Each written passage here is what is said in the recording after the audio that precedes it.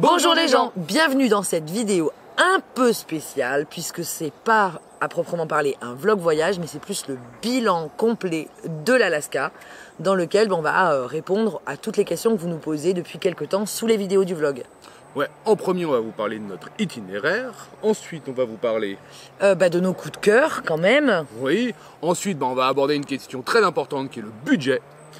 Et on va répondre surtout à cette question, est-ce que ça vaut vraiment la peine d'aller jusqu'en Alaska ou pas? On va essayer d'y répondre. Déjà, si vous nous rejoignez par cette vidéo, nous sommes une famille qui voyageons depuis 5 ans sur les routes du monde avec notre camping-car Tadam et nous sommes en Amérique depuis bientôt 10 mois maintenant.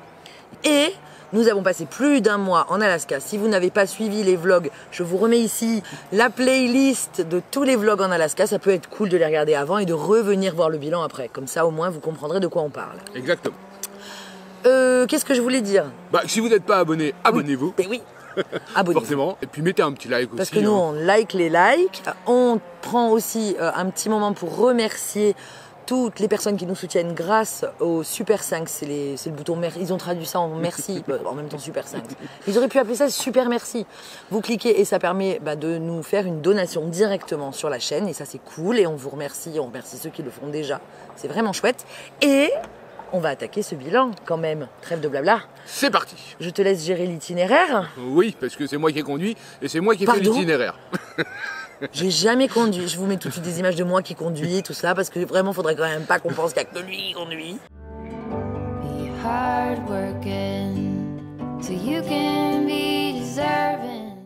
Mais globalement, oui, t'as beaucoup conduit. Ouais. Donc l'itinéraire, on va le séparer en deux parties. On va vous parler d'abord de l'itinéraire purement en Alaska. Mais c'est tout en Alaska, mon amour. Ah oui, c'est tout en Alaska, mais en fait, il y a aussi l'itinéraire pour aller en Alaska qui, lui, est bien plus long. Donc il y a la boucle classique de l'Alaska qui part de Tok, généralement, et qui revient à Tok, ou si vous arrivez en avion, qui part de Anchorage et qui revient à Anchorage. Et nous, on est parti de Dawson City, la ville du Yukon, pour passer la frontière à Top of the World, qui est la frontière la plus septentrionale des Amériques. Donc de Dawson à Tok, il y a à peu près 400 km je crois. C'est assez long parce qu'il y a quand même pas mal de pistes, la route n'est pas en super bon état.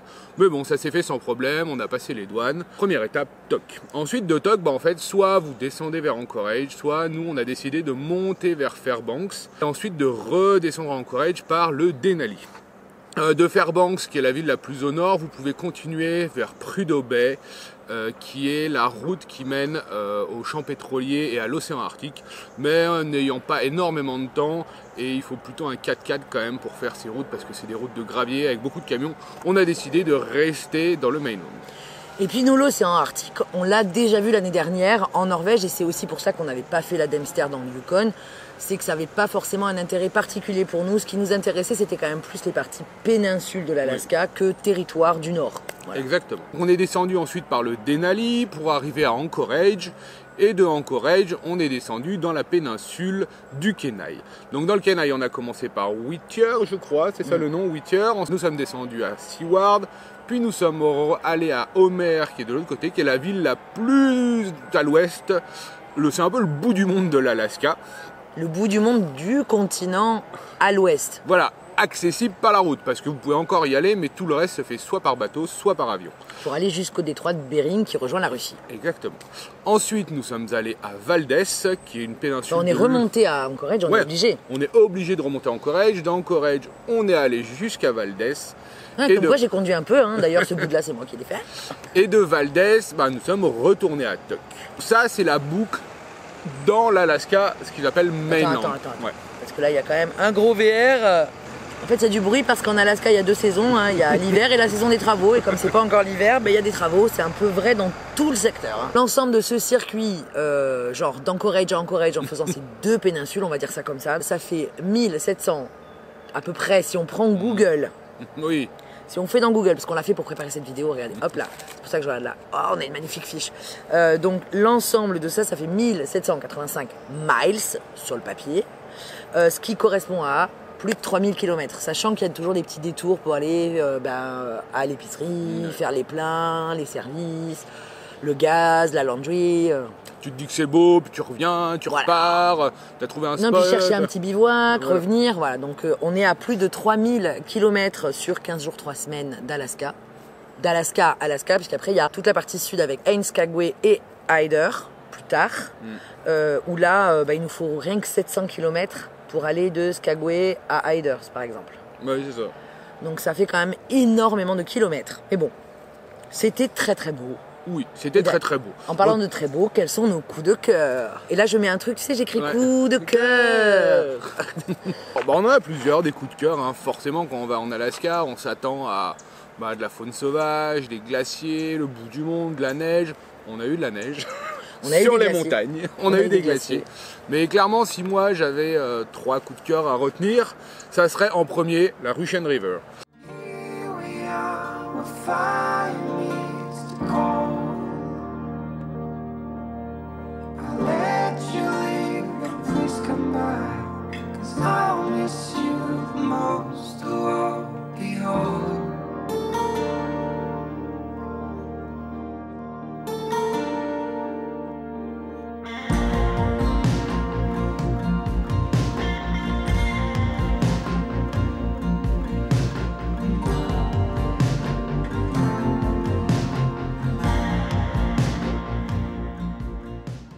La Russian River, c'est quoi? C'est une rivière en plein milieu de la péninsule du Kenai qui est très connue pour les saumons et les grizzlies qui vont y pêcher. On n'a pas pu voir de grizzly malheureusement, on a vu un moose quand même. À cet endroit-là, oui. À cet endroit-là. En plus, on était au mois d'août durant la Salmon Run, donc il y avait pas mal de pêcheurs. Et c'est clairement idyllique. En fait, il y a un chemin qui fait plusieurs kilomètres, qui longe la rivière. Vous êtes en plein milieu des bois. Si vous vous levez tôt ou venez tard, vous pouvez voir des grizzlies. Il y a un super camping. Donc vraiment, ça, c'est mon premier coup de cœur. Forcément, les glaciers, si on va en Alaska, c'est pour voir des glaciers. Et il y en a plein. Alors, accessible par la route, il n'y en a pas tellement. Il y a Exit Glacier qui se trouve dans la péninsule du Kenai, mais celui qui nous a le plus marqué, c'est... En dehors de celui qui était une grosse arnaque à 700 balles. Ouais, on en parlera plus tard. Ça, c'est Salmon Glacier qui se trouve à Hyder, tout au sud de l'Alaska. Et là, clairement, on en prend plein la vue et on vous met des images maintenant.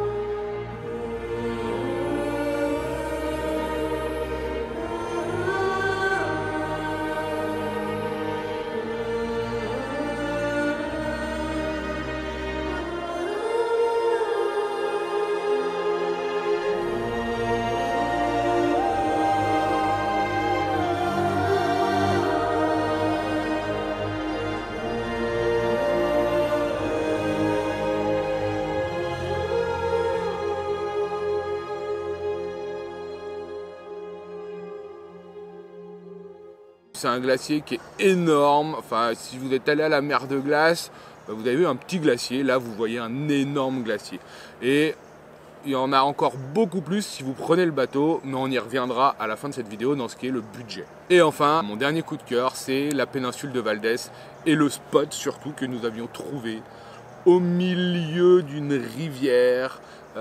Avec personne et une ambiance particulière parce qu'il faisait pas très beau, il y avait de la brume qui se levait, on voyait les montagnes, ça rappelait un peu tout ce qui est brume dans les Dolomites, un peu des Lofoten aussi. Enfin, c'était vraiment magique, on y a passé 3 jours en tournant autour et en plus il y avait les saumons, enfin c'était magique et clairement c'est un de mes coups de cœur. 3 jours hors du temps. Moi c'est mon premier coup de cœur. Clairement, c'était une ambiance vraiment, comme tu l'as dit, une ambiance vraiment particulière. On a eu l'impression pendant 3 jours d'être dans une vie en noir et blanc. C'est quelque chose que on a. En fait, c'est un de mes coups de cœur parce que c'est pas un paysage qu'on connaît. Voilà. C'est vrai que les forêts de sapins, on connaît, la mer, on connaît. Si on doit comparer un peu l'Alaska à la Norvège, et à la Suède, parce que quand même on est sur ce cercle arctique, sur ces forêts boréales. Hein. Évidemment que c'est ce qui va le plus dépayser. C'est à la fois ce spot à Val d'Es et on comprend pas que personne n'y aille, ou si peu, enfin très très peu de monde. Et c'était assez magique avec en plus tous ces oiseaux, enfin voilà. Super ambiance.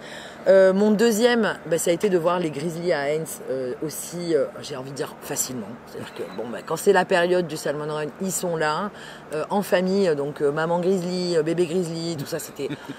c'est magique. Hein. Voilà, c'est un moment hors du temps et c'est aussi pour ça en fait qu'on va aller plutôt en Alaska qu'en Norvège. Ça, c'est quelque chose qu'on ne trouve que dans ce coin-là du monde.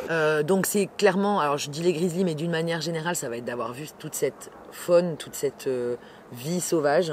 Les saumons, clairement, sur Val d'Es, ça sent un petit peu la vieille poissonnerie. Mais sinon, c'est vrai que de les revoir monter comme ça ces rivières, notamment vers Exit Glacier, c'est très très beau. Les mousses, les aigles, enfin voilà, tu vois de l'aigle royal, tu vois du grizzly, des journées avec 11 ours au bord de la route, enfin voilà, c'est quand même exceptionnel comme expérience et c'est toujours, même quand c'est le 11e ours, c'est magique. Voilà, t'es en émoi. Et mon dernier coup de cœur, c'est aussi de réaliser qu'on dort face à cette nature sauvage, face à ces glaciers immenses, notamment 2 spots où on a dormi. Le premier, là où on prend le tunnel. À Whittier. Ouais, on ne sait pas le dire. Donc ce spot qui est magnifique. Et puis ce jour-là, il faisait très très beau. Et puis face au spot aussi du glacier à Hyder, c'était très très beau. Même si c'était un peu bord de route, c'était quand même ultra beau. Et comme tu l'as dit, Salmon Glacier, malheureusement celui-là, on avait prévu d'y dormir, mais la météo n'était pas avec nous ce jour-là. Non, et sachant qu'il y avait 25 km de piste dans la montagne, on s'est dit il vaut mieux redescendre que de prendre un orage. En parlant de météo, on va vous parler de nos déceptions. Jingle déception. Nos déceptions en Alaska, est-ce qu'il y en a ? Bien sûr qu'il y en a. Enfin, il y a forcément des côtés qui sont toujours un peu plus négatifs que positifs. Et en particulier, malheureusement, cette fois-ci, la météo n'a pas été avec nous. On va dire ça. Hey, cruising, headed for a bruising, watching out for number 1. You gotta slow down, look around you, son.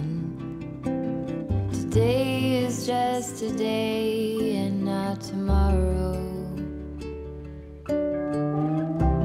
Where you're going, you can rest your head. Where you're going, brightness looks big. Where you're going. Non, c'est vrai que l'Alaska, si vous aimez pas la pluie, c'est compliqué. Bon, je crois qu'on part. On est déjà dans la tempête alors qu'on a juste rangé les plats. Là, il pleut, il vaut mieux qu'on redescende. On voit rien avec la pluie, ça filme les grosses gouttes de pluie. Alors c'est sûr que sur un mois, on s'attendait à avoir de la pluie, à avoir de la brume. On s'attendait pas à avoir 3/4 du temps sous la pluie, dans la brume. Il fait frais quand même, prévoyez-le, si vous venez. Il faut avoir un bon kawaii, un gros pull. Alors je ne dirais pas qu'il faut être équipé pour l'hiver, faut pas exagérer non plus. Mais le matin, il peut faire 10-12 degrés. Ouais. Il fait très humide. Ils avaient eu un mois de juillet pluvieux. Nous, on avait passé nos 10 jours à Dawson, qui était pas très loin, qui avait été très beau. Et le mois d'août, on a eu clairement un temps pourri. Bon, voilà. Ça n'empêche rien après. Voilà, ça crée une ambiance particulière, comme à Val d'Es, comme quand on visite les glaciers. Mais par exemple, le Denali, on l'a pas vu. Alors ça fait aussi partie de nos déceptions. Et c'est pas que lié à la météo. On pensait le voir du bord de la route parce que de toute façon, le Denali, on s'en fait, voilà, le mont Denali et le parc national du Denali. Mais le mont Denali, on se dit, comme c'est c'est le plus haut sommet de l'Amérique, on a envie de le voir. Sauf que il s'est caché pendant X jours et on peut pas aller le voir à moins d'être alpiniste. En fait, il est très très très très loin dans le parc. Et il y a cette contrainte de bus, de navette, et puis la route s'est effondrée. Donc finalement, le parc du Denali, c'est une petite déception dans le sens où on pensait pouvoir y faire beaucoup plus de rando, beaucoup plus d'exploration, de pouvoir y dormir et tout est sur réservation et on peut pas vraiment... Enfin, si on réserve, on est obligé d'y rester 3 jours. Et voilà, c'est un petit peu le bémol de... un des bémols. Un des bémols. Après, voilà, c'est quand même beau, mais c'est vrai que c'était pas énormément de randonnée. Comme l'a dit Audrey, faut prendre le bus, c'est 30 € par personne, qui nous emmène qu'à la moitié de la route. Bon, petite déception, mais c'est quand même magnifique. On a fait la première partie de la route qui est accessible, on a vu des caribous, il faisait beau en plus ce jour-là. Le lendemain, il a fait beau, donc on n'a pas pu voir le mont Denali. Mais bon, voilà, petite déception. Petite déception parce que dans l'idée de parc national, pour avoir fait Yosemite, pour avoir fait Banff, Jasper, on a fait des balades, on a fait du kayak, on a fait plein d'activités et là c'est un peu, on roule 30 km et c'est fini quoi. Ouais. Voilà. On exagère un peu mais bon. Ensuite, l'autre chose qui nous déçoit un peu en Alaska, c'est que la nature est un peu privatisée. L'exemple le plus frappant, ça a été quand on est allé à ce fameux glacier où juste pour aller devant le glacier, on nous demandait 125 $ par personne. Donc 500 $ à 4, ouais, c'est 500 $ à 4. En gros, une activité en famille en Alaska, c'est 500 $. Que ça soit les bateaux, les glaciers, plein d'autres choses. Minimum. Si vous prenez l'avion, je vous raconte même pas, c'est 1000 $ par personne pour aller dans la péninsule du Katmai, qui est de l'autre côté de la péninsule du Kenai. Donc en fait, après, ce sont des prix américains. La saison est très courte. Elle dure 2 mois, c'est juillet-août. Les gens viennent là-bas, les Américains, pour 10 jours. Et c'est leurs vacances de l'année. Voilà, ils claquent beaucoup d'argent. On n'a pas la même façon d'aborder. Nous, on est en voyage au long cours, donc on ne peut pas se permettre de faire 500 € à chaque fois, d'aller prendre le bateau et payer plus de 600 $ par personne. Enfin voilà, c'est un sacré budget pour aller nous. Voir les baleines, c'était 700 € la demi-journée. Oui, voilà. Enfin, pour aller voir, pour tenter d'aller voir. Voilà, pour tenter d'aller voir. La pêche, c'est 250 $ l'après-midi. Voilà, en bateau, la pêche en bateau. En bateau. Voilà, après, c'est des prix américains. Et d'activités. Chères, qui consomment du carburant, on vous emmène. Il faut du matériel. Faut du matériel. Donc voilà, ça, c'est un peu la petite déception. Et l'autre chose, c'est l'accessibilité. Oui, parce qu'en fait, c'est quand même un territoire qui est sauvage. La capitale de l'Alaska n'est pas Anchorage, c'est Juneau. Et par exemple, pour aller à Juneau, il faut soit prendre un avion, soit prendre un bateau. Mais on peut pas y aller par la route. Donc c'est des péninsules comme ça qui sont un peu survendues aussi sur les brochures, sur les images qu'on voit de l'Alaska. Et en fait, auxquelles on n'a pas accès du tout. Voilà.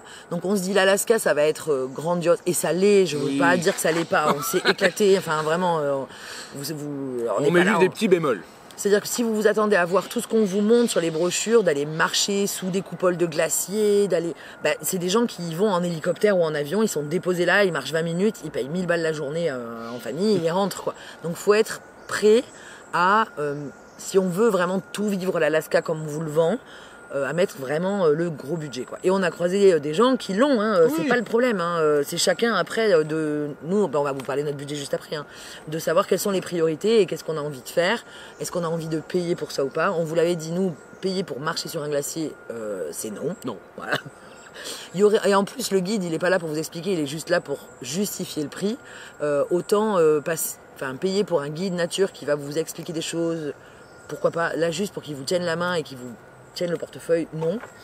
Surtout que vous pouvez aller à Exit Glacier qui lui est difficilement accessible parce qu'il y a un gros dénivelé. Il est très accessible mais il faut être bon en rando. Mais sinon voilà, il y a d'autres alternatives de notre point de vue pour profiter de l'Alaska sans avoir à tout le temps payer 500 $ par jour quoi. Voilà. Après vous vous dites peut-être que vous n'avez pas un 4x4 ou un véhicule.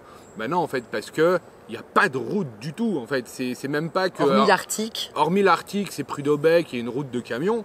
Vous vous dites, mais peut-être qu'avec un 4x4 je peux aller partout. Non en fait, c'est une île. Il n'y a pas de route. Il n'y a pas de route et de l'autre côté de la péninsule du Katmai, en fait, il y a juste pas de route. C'est que des aéroports, ils sont allés en bateau, ils se sont déposés, en fait toutes les villes sont en bord de côte.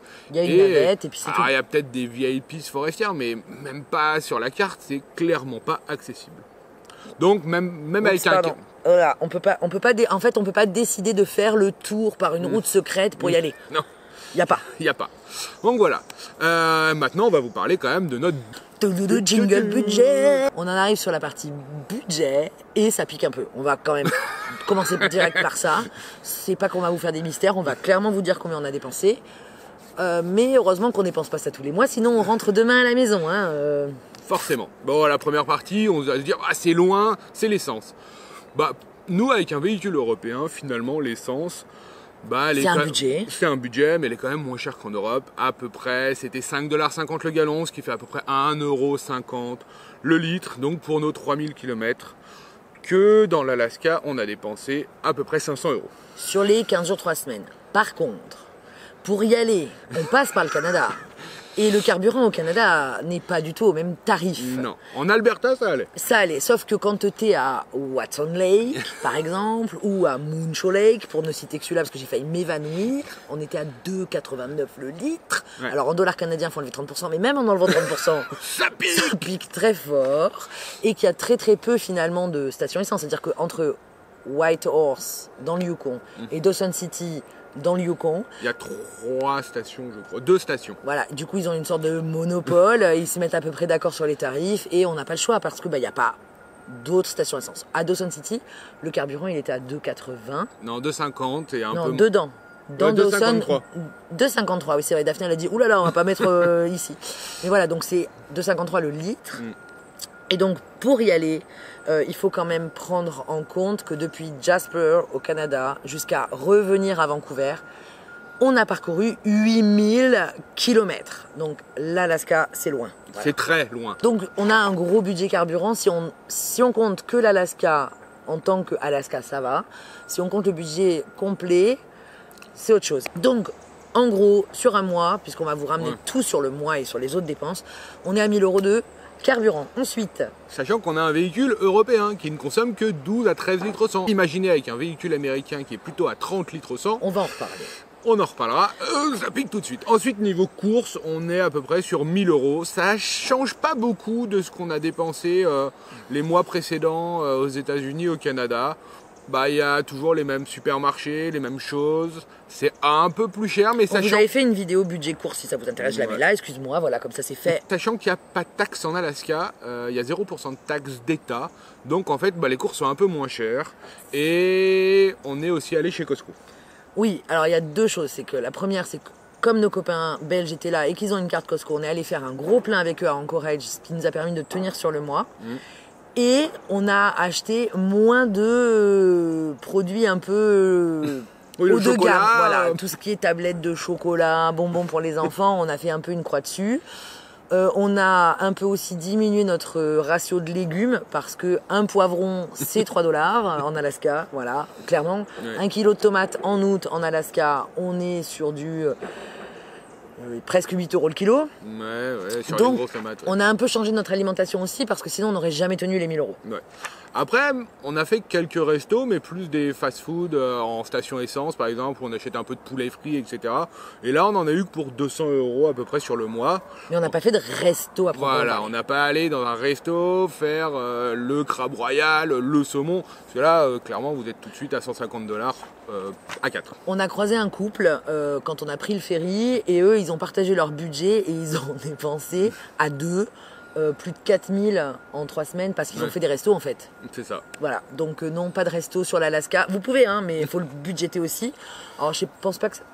Oui, Non. 10 minutes, 15 minutes, je sais pas. T'as bientôt fini la vaisselle Donc ça, c'est des restos. Ensuite, on a un petit budget ferry. Oui. Entre Haines et Skagway, qui nous a coûté 220 $. À nous 4 et le camping-car pour 1 heure et demie, 2 heures de traversée à peu près. Mais c'est mieux que, en fait, si de Haines à Skagway vous prenez pas le ferry, c'est 800 km par la route. Donc on a préféré prendre ce raccourci. Il existe d'autres ferries en Alaska, d'autres croisières, notamment on en parlait tout à l'heure pour aller voir les glaciers quand on est à Whistler. Et là, la croisière, c'est 500 $ par jour. Ouais, voilà. On en revient à ça. Quand on veut partir de Vancouver, il y a des ferries aussi pour aller directement en Alaska, parce qu'on vous parlait de ces 8000 km. Bon, si vous comptez faire ça, il y a un petit budget aussi. Ouais, on avait regardé de Port Angeles à Anchorage, enfin à la péninsule du Kenai, je crois. Ouais, de l'île de C'était Vancouver, à grosso modo. 4 avec notre RV de 7 mètres, c'était 4500 $. Et je sais pas si on était en pension complète ou pas. En fait, j'ai vu 4500 $, j'ai arrêté. J'ai fait, oh là là On là arrête là. de chercher, c'est Ouais, pas j'ai possible. calculé, je fais combien ça va me coûter en essence, même avec l'essence, c'était Il y moins avait cher. 1000 € d'essence Par pour contre, monter. tous les gens qu'on connaît qui l'ont fait, voilà, parce on connaît des gens qui connaissent des gens qui l'ont fait, l'homme qui a vu l'ours, nous ont dit que c'était juste magnifique parce que vous longez toutes les côtes qui sont clairement inaccessibles, comme on vous le disait précédemment. Mais on ne peut pas mettre 2 mois de budget de tour du monde dans 2 jours de traversée, voilà, croisière. Mais ça, c'est notre point de vue. Ensuite, il y a le budget camping, parce qu'on s'égare. Ouais. Budget camping, on y va très très peu. En Alaska, vous avez quand même beaucoup de RV park où vous êtes donc en randonnion avec élec, voilà, full hookup, branché, service. En fait, vous êtes branché comme une maison. Le full hookup, c'est vous branchez l'eau et votre pompe ne vous sert plus. Et vous êtes branché au tout à l'égout. Et puis, vous êtes branché à l'électricité. Ce qui fait que vous êtes 100%, pas autonome du coup, mais 100% dépendant, mais comme une maison. Et là, vous êtes rangé en randonnion. Ça, nous, on n'y va jamais parce qu'on ne peut pas se brancher ni à l'eau, ni à rien. Mais ça, il y en a. Et il y a aussi tout ce qui va être campground, campsite, qui est comme là où on est aujourd'hui, c'est-à-dire on est dans la forêt, on a une table, un petit coin pour faire du feu, et on va payer entre 15 et 25 $ l'emplacement. Voilà. Donc là, nous, on en a fait un à Russian River, un à Seward, qui était plus cher d'ailleurs. Ouais. Un à Tok. Non, un à Homer. Ah oui. À Russian River avec Ouais. les copains, mais là on s'est partagé un emplacement parce qu'il y a des doubles emplacements, et un à Tok parce que c'était la fin de ce mois de folie. Là on devait faire du linge, enfin travailler, prendre des douches, la totale, et celui-là était plus cher mais il était quand même très agréable. Et pour tout ça, c'est-à-dire qu'on en a fait 5, on en a eu pour 100 €, 107 € exactement, mais donc une centaine d'euros pour y aller une fois par semaine, Oui. plus Landry, on en a eu sur le mois pour 25, puisque c'est à peu près les mêmes prix que en métropole, j'allais dire. En mainland, ils En appellent ça. mainland. Et on a eu pour 40 € de gaz aussi, puisqu'on a quand même utilisé un peu de chauffage le matin. Il faisait frais, donc quand il faisait 10-12 degrés dans le camion, un petit coup de chauffage, et puis il y a le frigo, le four. Faire chauffer l'eau aussi, parce que justement, comme tu le dis, quand il fait 10 degrés, le réservoir d'eau, il est quand même plus frais pour faire la vaisselle. Donc on a passé 2 bouteilles de gaz sur ce mois d'août. Ce qui nous arrive jamais, 2 bouteilles de gaz en août. Après, c'est des petites bouteilles ici, les américaines. Oui, elles tiennent 15 jours pour nous. Mais elles font combien de litres? Elles font 10 pounds généralement. Ah oui, ça c'est fait 12 5 litres. kilos. Ouais, non, ça fait à peu près 15 litres de gaz environ. 10 pounds, ça fait 9 kilos. Ouais. Ça fait 4 kilos et demi, 4 kilos quelque chose. Ouais, Bref, 15 jours. Donc ça, c'est le budget camping. Ensuite, le budget activité, vous l'aurez compris, on n'en a pas payé beaucoup. On a juste prévu le permis pêche. Ouais, c'est 50 $ à peu près, et c'est gratuit pour les enfants. Oui, ils ont le droit de pêcher sans la licence d'un adulte gratuitement.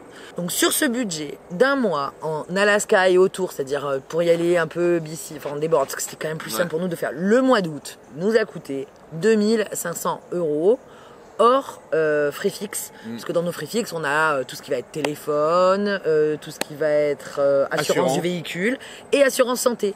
D'ailleurs, si vous cherchez une assurance santé, vous pouvez utiliser notre lien Chapka Assurance qui est juste en dessous, qui est notre partenaire qui nous suit durant ce voyage. Donc si vous cliquez le lien et que vous commandez une assurance chez eux, nous on touchera une petite affiliation derrière, et ça nous aide toujours pour aller toujours plus loin et vous proposer toujours plus de vidéos. Et puis être bien assuré. Exactement. Ça vous aide à être essentiellement bien assuré quand même. Ensuite, on voulait quand même savoir si ça valait le coup d'aller en Alaska. Là, il y a Jingle. Est-ce que ça vaut le coup d'aller en Alaska? 3 fois oui. 1000 fois oui. Alors, on vous le disait, c'est très très très très loin. Si vous prévoyez d'y aller avec votre véhicule, on va couper cette petite partie en deux parce que vous n'êtes pas obligé de faire comme nous et d'amener votre véhicule. On a croisé des familles qui louent sur place et c'est tout à fait possible. Si vous y allez avec votre véhicule comme nous, c'est évidemment plus économique. Oui, mais c'est beaucoup de fatigue. Ouais, c'est beaucoup de fatigue parce que on est parti de Jasper le 13-14 juillet à peu près pour revenir à Vancouver le 1er septembre, donc en un mois et demi, ce qui est assez rapide sachant qu'on a quand même passé 10 jours à Dawson City et on a parcouru plus de 8000 km. Donc c'est énorme, sachant que nous, généralement, sur nos premières années de voyage, on parcourait entre 20 et 25 000 km par an. Et là, en un mois et demi, on a fait 8000. C'est aussi dû... Alors, il y a 2 phénomènes qui font qu'on est allé vite. Parce que pourquoi aller aussi vite alors qu'on a toute la vie devant nous? Petit 1, la météo, on l'a dit. Donc, juin, juillet, août, fin septembre, ça va. Après, il fait quand même clairement froid. Il fait clairement nuit. Puisqu'on est... Alors, on n'est pas tout à fait au cercle polaire. L'Alaska est plus bas que les îles Lofoten, par exemple. Exactement. Mais c'est quand même très sombre. C'est beaucoup plus froid. Il y a beaucoup de choses qui sont fermées. Typiquement, on était à Haines et à Carcross le 29 août. la moitié des magasins étaient fermés en disant à l'année prochaine. La saison est finie au 28 août. Parce que les Américains reprennent l'école. Et les Canadiens. Et les Canadiens. Enfin, les Canadiens, je sais pas, mais les Américains. Si, c'est tôt aussi. Hein. Ouais, c'est genre le 17 août qu'ils reprennent l'école. Et les Américains ont 15 jours de vacances. Donc en fait. Mais par contre, ils arrêtent bien avant. Ils arrêtent fin mai, début juin. Donc en fait, juin est déjà la grosse saison. Et en plus, vu que c'est le solstice, c'est là où il y a le plus de lumière. C'est le début de l'été. Donc clairement, c'est mieux. À partir de début de septembre, on connaît des gens qui sont allés mi-septembre à peu près. Sur la nord, il y a de la neige. Et nous, on a eu de la neige sur les sommets qui est tombée pendant que nous, il pleuvait en pleine. Ouais, et il gèle. Enfin, la nuit, il peut geler comme on avait eu l'année dernière en septembre. En Finlande. En Finlande et en Suède. 0 la nuit. Voilà. Hein. Donc voilà, la météo nous a un peu accéléré, sachant qu'on avait calculé cette part de météo, et c'est pour ça aussi qu'on a beaucoup couru. Et puis il y a un autre aspect, c'est qu'on a besoin de visa. Et donc on n'a pas le B2, nous, on a un ESTA classique, on en est à notre 4e, clairement. On va vous expliquer quand même rapidement, mais donc on avait terminé notre ESTA quand on est passé au Canada, en Alberta. C'était enfin le vôtre, on va faire simple. Mais terminé l'ESTA. Du coup, on est parti au Canada, on a profité du Canada, et pour qu'on nous redonne un ESTA, il ne faut pas aller trop vite non plus, parce que ils estiment qu'on abuse après. Puisqu'on a le droit qu'à 180 jours par an aux États-Unis. Donc on a fait Jasper, Banff, Dawson, tout ça, et on savait que le jour où on mettait le pied en Alaska, on avait 3 mois pour ressortir des États-Unis. Et comme on comptait pas passer 3 mois en Alaska, puis repasser du temps au Canada avant de repartir aux États-Unis, le jour où on met le pied, à savoir le 1er août, on a traversé, on est rentré en Alaska, on sait qu'au 1er novembre, il faut qu'on soit parti des États-Unis. Donc là, on est obligé de redescendre beaucoup plus vite pour être avant le 1er novembre, enfin c'est même fin octobre, parce que c'est pas 31 jours les mois. C'est 90 jours. C'est pas 3 mois. Il faut être parti avant, voilà. Du coup, il faut dernière semaine d'octobre, il faut qu'on ait quitté les États-Unis. Donc il faut qu'on accélère sur cette partie pour pouvoir profiter encore un peu des États-Unis, et ensuite reprendre un avion ou traverser une frontière pour quitter les États-Unis encore une fois. Voilà. Je ne sais pas si c'est très clair, mais il faut jouer avec ces dates. Donc il faut jouer avec la météo, jouer avec les visas et arriver à combiner tout ça pour profiter au maximum. En gros, en un mois, on profite quand même bien de l'Alaska. Oui. On peut tout voir, on peut tout faire. La boucle, en 3 semaines, vous êtes bien. Ouais, vous êtes là. Voilà. Profite. Alors, avec votre véhicule, forcément, ça vous coûtera moins cher parce que vous pouvez faire du boondocking, vous pouvez dormir dans plein d'endroits nature qui vous coûteront rien. Ouais, on a fait 5 campings en un mois. Hein. Voilà. Après, vous pouvez aussi louer un camping-car directement là-bas. On a rencontré une famille qui l'avait fait. Donc, les budgets aux États-Unis, pareil, c'est la haute saison. Donc, forcément, une journée de location de camping-car, c'est $200 la journée minimum. Forcément. Voilà. Après, c'est des gros RV classés de genre 9 mètres. Autonomie, la totale. Hein. Exactement. Par contre, consommation double. Mais si vous faites que la boucle à l'intérieur, forcément, c'est...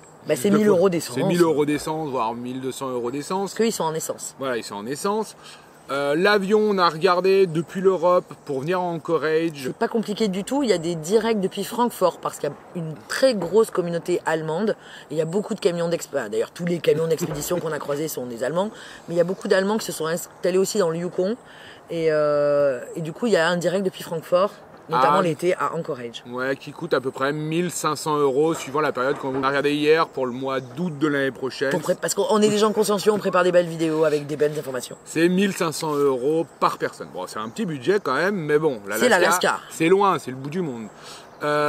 Ensuite, vous pouvez soit aussi le faire en voiture et Airbnb, là on sait pas trop, mais comptez à peu près. En bed and breakfast, Airbnb pas trop, mais bed and breakfast, il y a des lodges et des hôtels partout, enfin des cabanes. Voilà, comptez minimum une centaine de dollars, je pense. Pour la voiture, c'est cher. Hein. Ouais, la voiture c'est cher. Par contre, les logements, c'est minimum, je pense, $100 la nuit.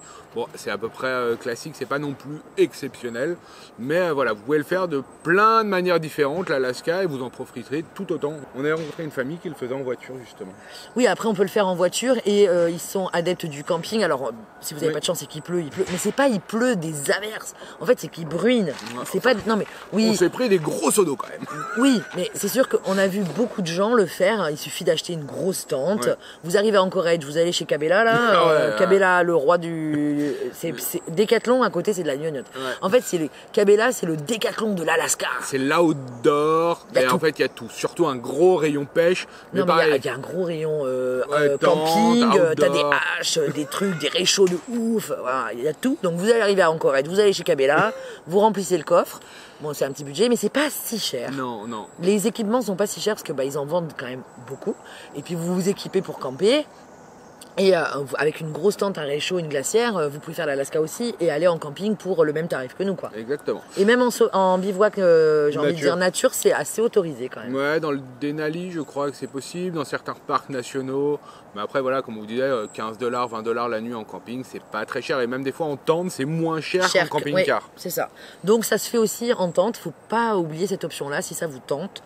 Oh là là, ouh, je l'avais pas prévu celle-là, mais si ça vous tente, l'Alaska en tente, ça se tente. Ouais. Alors, clairement, donc l'Alaska, ça vaut le coup. Ouais. C'est vraiment sauvage. C'est des paysages que vous verrez quasiment nulle part ailleurs. Après, c'est pas inhabité par contre. Le Yukon est plus sauvage. Il y a moins de gens qui habitent au Yukon. Il y a 40 000 personnes au Yukon. Entre Il y a deux villages, il n'y a personne. Voilà, là en Alaska, la péninsule du Kenai, Anchorage, c'est 300 000 personnes. Donc parce qu'il y a de la mi- côte aussi. Il y a de la côte, il y a 1,5 million de personnes qui habitent en Alaska. Alors dans le nord, vers Prudhoe Bay, tout de suite, il y a moins de monde. Et si vous prenez l'avion, Mais à ben, Homer, c'est une vraie. Voilà. Enfin, c'est des vraies villes, des vrais gens. Il y a des fermiers, il y a des. Voilà. exactement, il y a des gens qui habitent toute l'année en Alaska. Il y a des vrais gens. Voilà, Alors que donc- dans le Yukon, c'est plus des chercheurs d'or. Et non, mais Whitehorse, c'est 30 000 habitants et c'est la grosse ville du Yukon, quoi. Voilà, c'est plus sauvage le Yukon au niveau du nombre d'habitants. Vous pouvez faire 200 km sans voir une seule maison. Ce qui ne sera pas le cas dans Jamais. la boucle de l'Alaska, clairement pas. C'est 20 km maxi. Voilà. Il y a une maison. Enfin, il y a des endroits, genre Mais- à Saint-Elias, il n'y a personne parce que c'est un parc. Ouais. Mais le long de la côte, par exemple, pour aller à Homer, il y a des maisons tout le long de la côte. Donc voilà, l'Alaska, clairement, On a kiffé. on a kiffé. Coup de cœur sur, comme on vous l'a dit, sur plein d'endroits, les glaciers, la vie sauvage, et voilà. Que dire de plus? J'en perds mon latin. Ton latin, Ouais. carrément. Non, là, complètement. Complètement. Ceci étant dit, qu'est-ce qu'on voulait dire d'autre? Est-ce qu'on avait des questions particulières? Est-ce que ça, j'ai oublié de dire.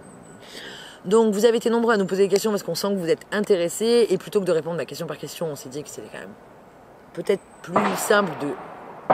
Ah bon, va falloir qu'on arrête parce qu'il plante des poteaux là, ça y est. C'était plus simple voilà, de répondre de cette manière-là que de faire une FAQ Alaska.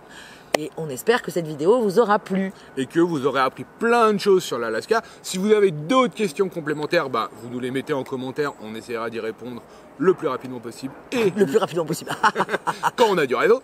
C'est vrai, parce que le réseau, ça reste toujours quand même, on en a parlé. En Alaska, ça va. Ouais. Parce que pour nous, vu que c'est un réseau américain, Free fonctionnait. Oui. Et Verizon, ton américain, ça marche mieux qu'au Canada. Ouais. Voilà. Si vous aviez cette question-là aussi sur le réseau, ça marche bien. Qu'est-ce qu'on avait d'autre comme question aussi? Ben non, je crois que c'est tout. On a tout répondu. C'est l'été, c'est comme au théâtre. Il est temps de terminer. Sur ce, on vous dit À très vite dans la prochaine vidéo qui sera donc au Canada. à bientôt. Des bisous. Ouais. T'es beau? Oui, t'es beau. Allez. Ouais, t'as vu? On ne fait pas engueuler. Mais non, parce qu'on s'est engueulé hier. Ouais, t'as vu? C'est mieux de faire ça, hein.